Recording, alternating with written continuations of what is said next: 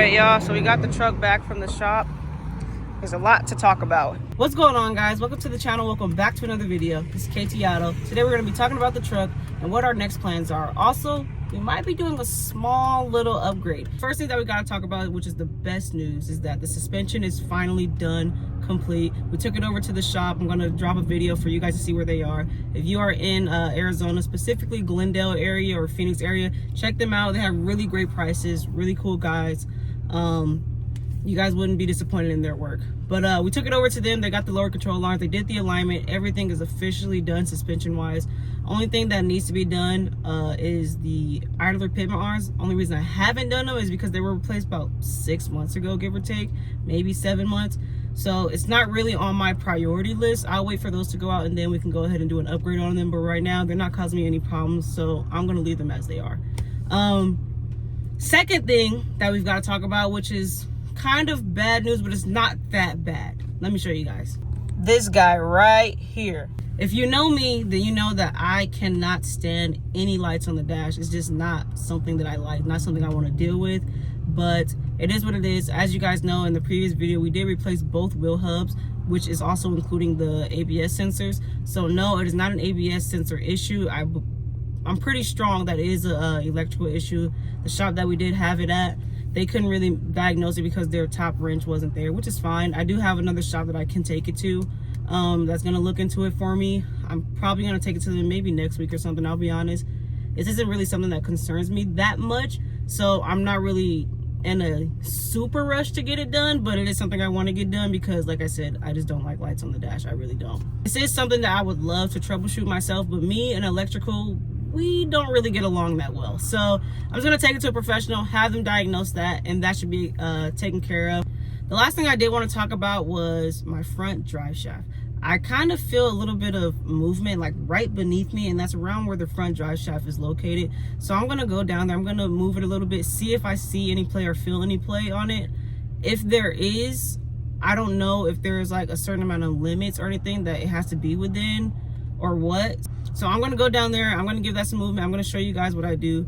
If there is movement, I don't know if that means I need a new drive shaft or what, but I've already been kind of digging into it a little bit. And if it is that the front drive shaft needs to be replaced, I've been looking it up on like Facebook Marketplace and stuff like that.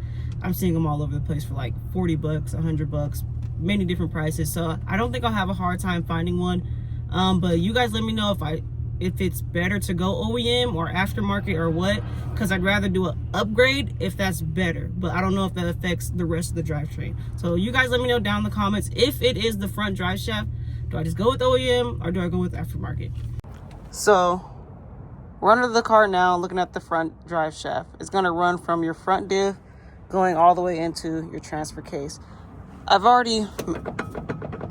There's no movement here, right? But you can hear and you can kind of see a little movement there. So, and it's not at the U joint, it's right here where I hear and I feel it at. So I don't know if this is something that is a bigger deal than what I'm making it out to be or what, but let me know what you guys think down below. So besides these couple of issues that aren't that big of a deal to me at the moment, I'm really happy with the truck and I'm kind of ready to start getting into other things. So with that being said, we are doing 2 semi upgrades, not really an upgrade, but things that do need to be done. First things first, I'm installing a dash cam on this thing. If you're in Arizona, you know why I'm installing this dash cam. People out here for some reason can't drive. I don't know why.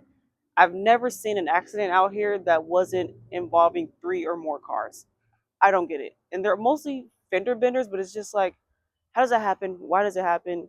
I don't get it. So I'm going to be installing a dash cam on this truck. I already have one on my Charger, but there needs to be one on this truck ASAP.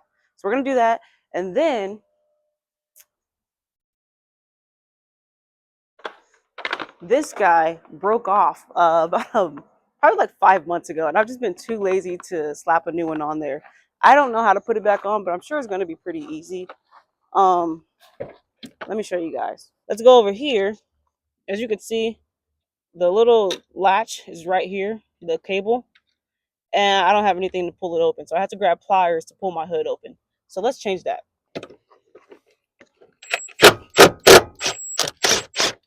There we go. gonna take this guy like this. Yeah, there we go. Now the new one should, in theory, just snap right in theory. This is such a YouTuber thing to do, but my phone actually died while I was recording, putting it back together. But it's done. Everything is assembled and put back together. The latch works. I can open and close it, no problem. Now that that's done, I'm gonna go ahead, I'm gonna move on to getting the dash cam installed. Before I even mock anything up or test fit anything, I'm gonna make sure that this power works going into the little cigarette lighter thing. First things first. So we're gonna plug this in down here. And I thought a light or something would turn on, but I guess not. Maybe not. What the fuck? Oh, you have power, that means yours work. I don't have alcohol, so I'm just gonna clean this up with some water. Soapy water. Let that dry.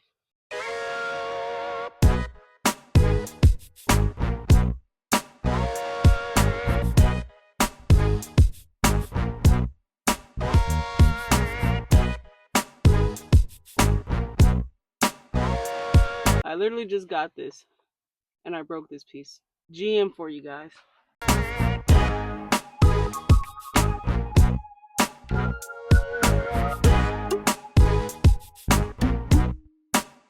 Alright, yeah, so I got it all routed up. Took like 20 minutes.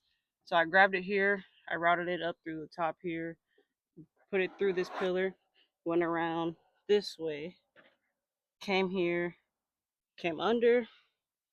And I have my knot where all my extra wire is inside of here.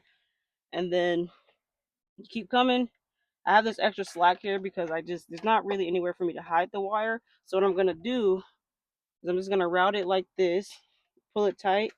I'm gonna route it to this side right here and keep it nice and neat. We're all set up now. I've got the camera on. Do not use live view while driving. I guess I can look at it live, which is pretty dope. On the camera on my other car, I can't. So this is actually pretty dope that I could do this. That's pretty much gonna be it. I don't really need like some fancy dash cam and do all the extras. I just needed to record the road and save the video if something happens. That's all I need. So it does exactly what I needed to do. I'm content with it. We'll see how it goes over time. But other than that, that's pretty much gonna conclude today's video. I really thank you guys so much for watching. Please make sure you like, comment, subscribe, and I'm gonna catch you guys on the next one. I'm out.